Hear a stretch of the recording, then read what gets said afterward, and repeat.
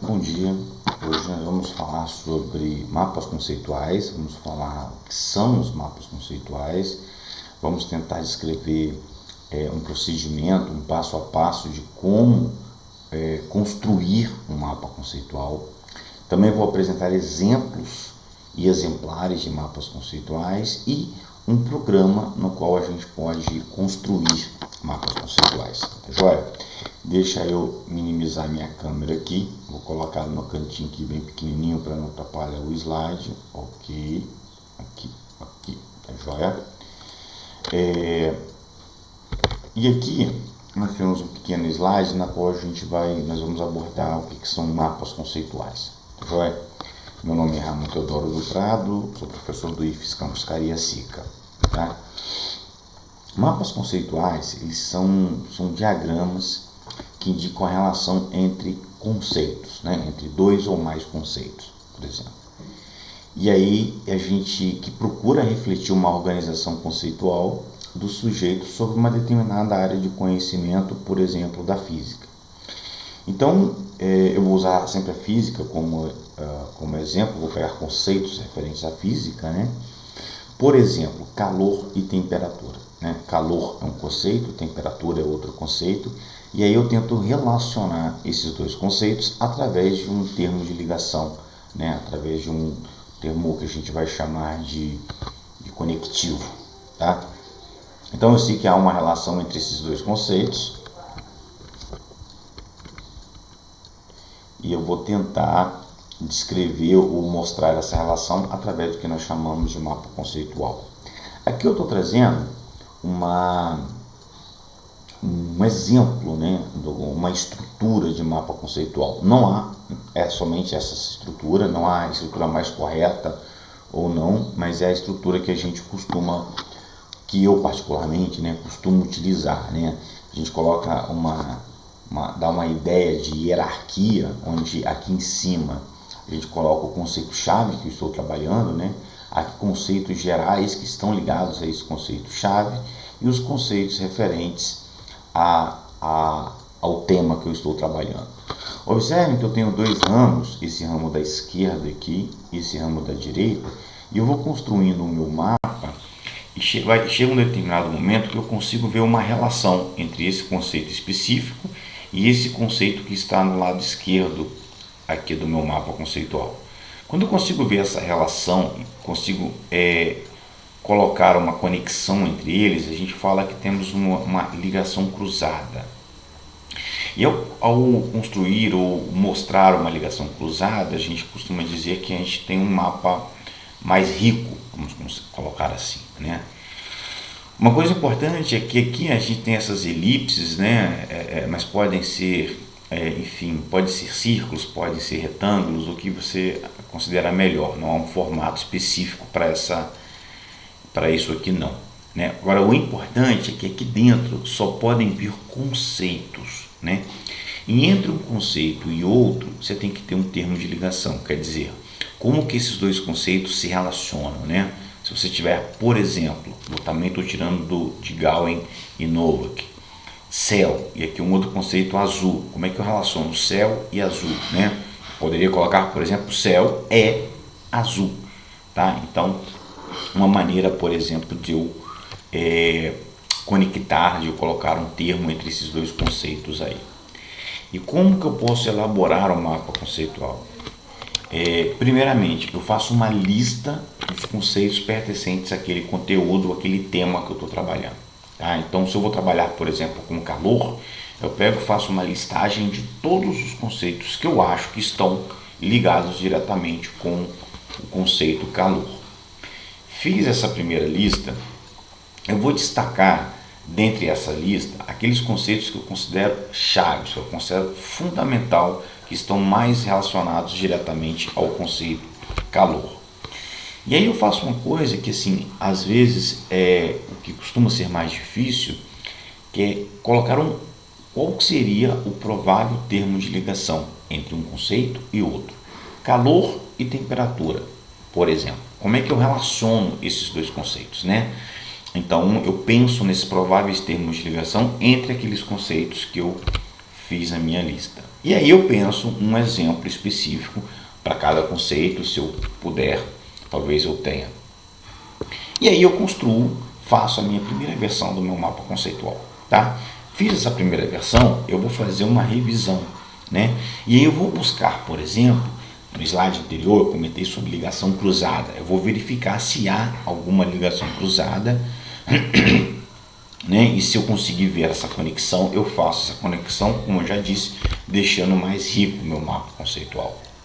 Leio novamente o mapa, verifico se está claro, se os conceitos são pertinentes, se as relações entre esses conceitos estão claras, tento melhorar o meu mapa e, se for o caso, né, se for necessário, eu refaço o meu mapa, colocando mais conceitos ou retirando conceitos, reescrevendo os termos de ligação, né, melhorando esses termos de ligação para que o meu mapa fique o mais claro possível. Tá? Então, esses 8 passos são sugestões de como a gente pode iniciar a construção do nosso mapa conceitual, ok? E aí, aqui nós temos alguns exemplos. Esse exemplo eu retirei também do livro do Noloki Gawain, né? É um mapa conceitual para a água, né? Então, observem que nós temos aqui, dentro dessas elipses, alguns conceitos, né? E aí existem sempre a relação entre esses conceitos. Então tem água e seres vivos, né? A relação, o termo de ligação é esse aqui. A água é necessária aos seres vivos, né? Exemplo, plantas. Exemplo, um carvalho, tá? A água e molécula. A água é feita de moléculas que estão em movimento, né? E esse movimento determina, então aqui eu tenho uma ligação cruzada, observem, a água pode mudar de estado, né? Então, mudança de estado, pode ser sólido, líquido e gasoso. Então, esse aqui é um exemplo de um mapa de conceitos feito para a água. Como é que eu posso construir, ou melhor, onde eu posso construir um mapa conceitual? Então, se nós buscarmos na web, nós vamos achar vários programas para construção de mapas conceituais, ou vamos encontrar alguns programas, né? Mas eu recomendo que o mapa conceitual seja construído numa ferramenta chamada de CMap Tools. Essa ferramenta é uma ferramenta construída exclusivamente para a construção de mapas conceituais, tá? É uma ferramenta gratuita, você encontra ela nesse site, né? Tem que fazer um cadastro prévio, né? Onde você coloca seu e-mail, o seu nome, tudo completo. Isso que é importante, ele é gratuito. No final desse cadastro lá aparece uma abazinha para você fazer uma doação, né? Mas doar, você doa se quiser ou não, tá? Agora é importante que você tente baixar neste programa.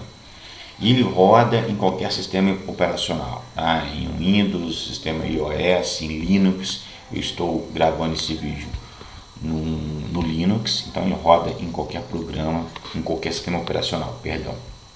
Tá? Lá nesse site vocês também encontrarão informações sobre mapas conceituais, artigos escritos sobre mapas conceituais, vídeos sobre mapas conceituais. Lá também tem uma versão, a gente chama CMap Cloud, né? Que você pode construir o seu mapa dentro do próprio programa, dentro do próprio site, perdão, sem ter que baixar esse programa, se você não quiser baixar, né? Mas é um programa que de fácil a fazer o download dele, é bem simples, é bem tranquilo, tá joia? Vocês também podem construir, conseguir mais informações no site chamado mapasconceituais.com.br.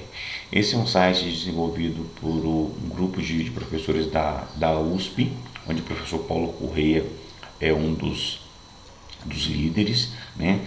E lá a gente encontra muito material em vídeos, tem vídeos também do professor Paulo Correia falando bastante sobre mapas conceituais no YouTube, tá? E mais informações ainda nas referências que eu vou colocar aqui no final desse slide, na qual a gente pode, na qual eu inclusive usei para construir essa apresentação, tá bom? E aí a gente vem trabalhando o mapa conceitual assim. A gente pode fazer uma classificação de mapas conceituais, né? Por exemplo, aqui eu trouxe o mapa conceitual de um aluno da segunda série que eu considerei um mapa ruim, Ruim porque a gente tinha dado todo o conteúdo de termodinâmica e eu pedi que ele fizesse um mapa conceitual. Ele fez um mapa conceitual que nós poderíamos dizer como simplório, né? Então, ele poderia ter trabalhado melhor. Ele não usou o CMake Tools, então veja que quando você vai usar um programa de edição de texto que não é para construir mapa, você tem que usar aquelas caixas de textos e tal, então às vezes não fica tão bacana a organização do seu mapa, tá? O próximo mapa é um mapa considerado bom. Veja que um outro aluno no mesmo estágio, né, assim, ele também tinha estudado. Isso não quer dizer que tudo que esteja aqui nesse mapa está correto, né?